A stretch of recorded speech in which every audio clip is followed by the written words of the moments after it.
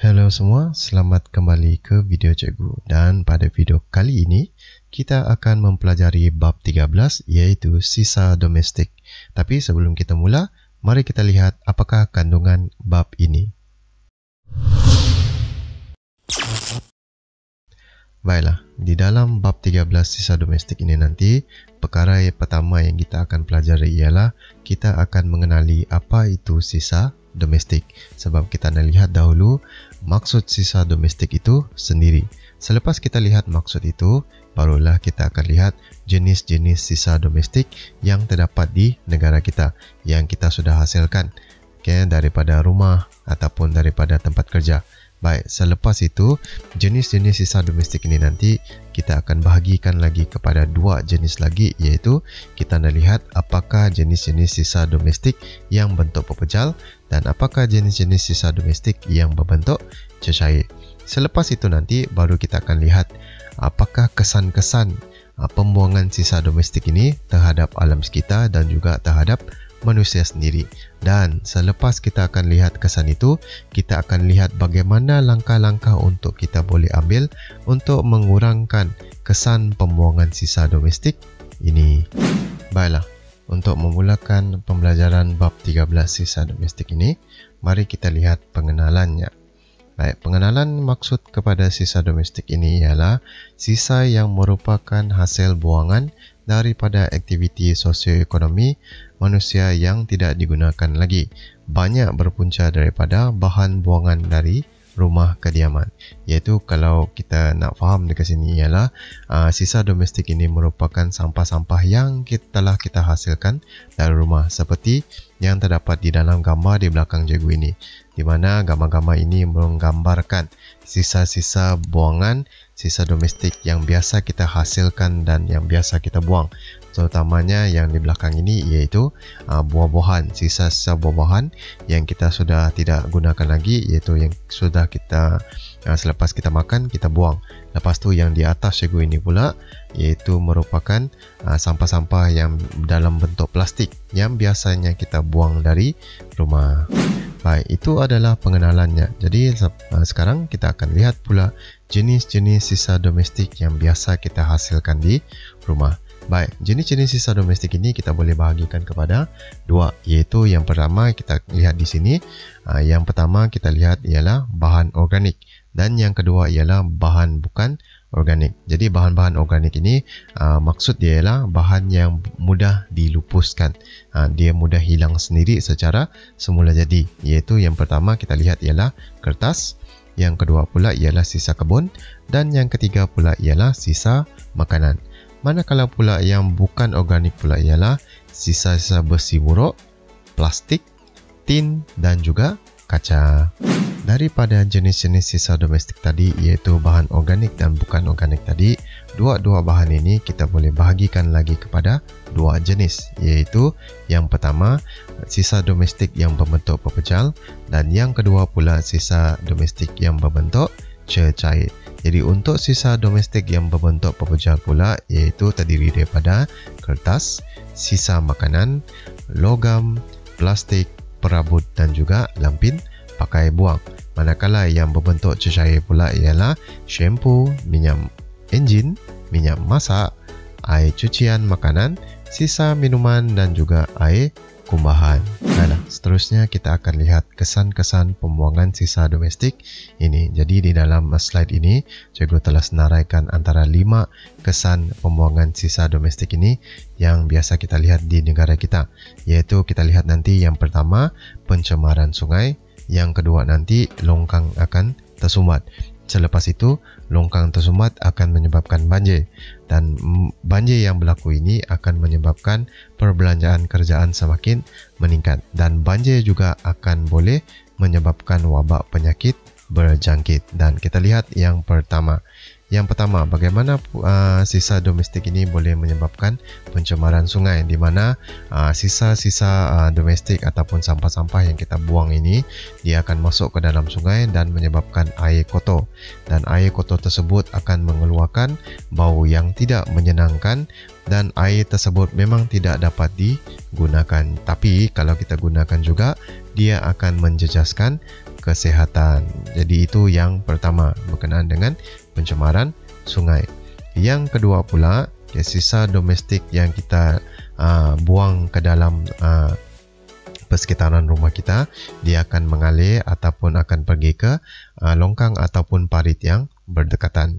Jadi apabila dia masuk ke dalam longkang ataupun parit yang berdekatan, dia akan menyebabkan longkang tersebut tersumbat. Jadi apabila dia sumbat, air hujan akan turun, itu akan menyebabkan air akan bertakung di kawasan longkang tersebut. Dan apabila air bertakung campur dengan sampah sarap lagi, itu yang menyebabkan air itu akan mengeluarkan bau yang kurang menyenangkan. Jadi yang kita sedia tahu dekat sini, kalau longkang tersumbat, itu yang akan menyebabkan pembiakan nyamuk akan berlaku. Jadi apabila nyamuk membiak di sana, nyamuk semakin banyak dan itu yang akan menyebabkan lagi wabak penyakit berjangkit berlaku. Itu ialah longkang tersumbat. Yang seterusnya pula, dia akan menyebabkan banjir. Jadi longkang yang tersumbat tadi, dia akan menyebabkan air bertakung. Jadi apabila berlakunya hujan lebat yang sangat yang mengambil masa yang lama, iaitu hujan daripada pagi sampai ke petang, itu yang akan menyebabkan air di kawasan longkang yang tersumbat itu akan melimpah keluar. Jadi akan menyebabkan banjir berlaku, sama ada banjir yang biasa ataupun banjir kilat. Jadi apabila banjir ini berlaku, dia akan boleh menyebabkan kerosakan harta benda dan juga boleh menjejaskan kehidupan penduduk yang mengalami kejadian banjir itu. Pembuangan sisa domestik yang tidak terurus tadi juga boleh menyebabkan kesan yang seterusnya, iaitu penyebaran wabak penyakit. Antara wabak-wabak penyakit ataupun penyakit-penyakit yang biasa akan timbul disebabkan oleh pembuangan sisa domestik yang tidak terurus itu ialah, yang pertama, dia akan mengundang denggi. Yang kedua, dia akan menyebabkan kita cerit-berit sebab kita menggunakan air yang kurang bersih ataupun tidak bersih. Yang ketiga pula, boleh menyebabkan demam kepialu dan juga disebabkan oleh keracunan air tadi, dia akan menyebabkan kita muntah-muntah. Jadi untuk yang seterusnya pula ialah kesan yang timbul, dia akan menyebabkan perbelanjaan kerajaan semakin meningkat. Perbelanjaan kerajaan yang semakin meningkat ini dari segi kos untuk pembersihan dan pelupusan sampah sarap yang semakin meningkat. Seterusnya juga kos yang melibatkan pembersihan sungai, longkang, parit yang juga turut meningkat. Yang seterusnya pula ialah bantuan wang perlu diberikan juga kepada mangsa-mangsa banjir, dan juga penutupan perbelanjaan ini diperuntukkan untuk merawat penduduk-penduduk yang sakit, iaitu pembelanjaan rawatan kesihatan yang akan semakin meningkat. Baiklah, tadi kita sudah lihat kesan-kesan pembuangan sisa domestik ini terhadap manusia dan juga alam sekitar. Berdasarkan kesan itu, sekarang kita lihat bagaimana cara-cara untuk kita mengurangkan langkah-langkah yang boleh kita ambil untuk mengurangkan kesan pembuangan sisa domestik ini. Jadi yang pertama nanti kita akan lihat amalan 5R. Yang kedua, kuat kuasa undang-undang, kempen, penggunaan baja kompos, menggunakan teknologi terkini untuk menyelesaikan ataupun untuk mengurangkan kesannya. Lepas itu bagaimana pula dengan pendidikan nanti. Okey, kita akan lihat yang pertama. Yang pertama, amalan tadi ialah 5R. Sekarang cikgu bagi ialah amalan 3R. Amalan 3R ini adalah amalan yang biasa kita dengar, iaitu yang pertama reduce, reuse dan recycle. Reduce, mengurangkan penggunaan bahan yang boleh menyebabkan banyak sampah sarap, iaitu penggunaan beg plastik dan juga bekas polistiren, di mana kedua-dua ini, bahan ini adalah bahan yang sukar untuk dilupuskan. Yang kedua pula ialah reuse, menggunakan semula bahan-bahan yang sedia ada yang boleh digunakan untuk bahan-bahan yang lain, untuk maksud cikgu ialah untuk digunakan ataupun dijadikan bahan-bahan baru ataupun bahan-bahan yang boleh digunakan. Contohnya surat khabar dan pakaian terpakai. Surat khabar kita boleh gunakan untuk barang perhiasan ataupun membungkus barang-barang yang lain. Manakala pakaian pula, pakaian yang buruk maksud cikgu ialah kita boleh gunakan untuk mengelap kaki. Okay. Untuk recycle pula ialah menghasilkan bahan-bahan yang baru daripada bahan buangan itu. kita boleh gunakan semula bahan itu untuk dijadikan bahan yang lain. Contohnya bahan-bahan perhiasan seperti straw. Straw kita boleh gunakan untuk membuat bakul. Straw juga kita boleh gunakan untuk barang-barang hiasan yang lain. Manakala baja pula ialah baja kompos, baja daripada sisa makanan. Kita boleh letakkan sisa makanan itu di kawasan-kawasan tanaman kita. Contohnya kalau kita ada tanam sayur, kita boleh contohnya nasi-nasi yang tidak habis dimakan itu, kita boleh taburkan di sekitar sayur kita, dan apabila dia mereput nanti, dia boleh jadi baja kompos. Jadi itu tiga R itu. Manakala dua lagi R yang cikgu cakapkan, iaitu rating dan juga repair. Rating kita fikir sebelum kita buang, dan repair kita repair mana-mana ataupun kita baiki mana-mana barang yang sudah rosak, yang kita lihat kita boleh baiki. Kita baiki semula untuk digunakan semula. Jadi semua 3R ini ataupun semua 5R ini boleh mengurangkan pembuangan sisa domestik. Itu adalah yang pertama. Yang kedua pula ialah dari segi kuat kuasa undang-undang. Jadi di dalam kuat kuasa undang-undang ini, kita boleh kenakan denda dan juga hukuman yang berat kepada pesalah bagi memberi kesedaran kepada mereka. Jadi akta digubal bagi menguruskan sisa domestik dengan lebih sistematik. Contoh-contohnya Akta Pengurusan Sisa Pepejal dan Pembersihan Awam tahun 2007, iaitu Akta 672, manakala Akta Pengurusan Sisa Pepejal dan Pembersihan Awam Akta 673. Ini adalah akta-akta yang antara akta-akta ataupun undang-undang peraturan yang diwujudkan untuk mengenakan tindakan kepada mana-mana individu yang menyalahi undang-undang ini dengan membuang sisa domestik ini sebarangan. Okey, kita lihat pula yang ketiga. Yang ketiga ialah berkenaan dengan kempen-kempen. Jadi kempen kesedaran alam sekitar ini kita jalankan secara menyeluruh melalui pelbagai media massa. Okay, sekarang kita ada banyak media massa, Facebook, Instagram, Twitter, YouTube, TV sendiri. Okay, kempen ini dijalankan oleh agensi-agensi kerajaan dan juga bukan kerajaan ataupun pihak berkuasa tempatan ataupun PBT dan orang perseorangan. Contoh-contoh kempen-kempen yang kita biasa dengar ialah seperti yang tadilah, kempen 3R. Yang kedua ialah kempen kesedaran alam sekitar. Yang ketiga, kempen cintailah sungai kita. Yang seterusnya pula ialah pendidikan. Jadi bagaimana peranan pendidikan ini untuk menyedarkan generasi-generasi muda, terutama yang kita tengah belajar sekarang. Ini adalah pendidikan alam sekitar, di mana cikgu mengajar kamu untuk mencintai alam sekitar. Okay? Penerangan tentang penjagaan alam sekitar perlu diterapkan pada peringkat awal, iaitu pada peringkat awal persekolahan. Kalau boleh di peringkat sekolah rendah, sekolah menengah, lepas itu sampai ke universiti.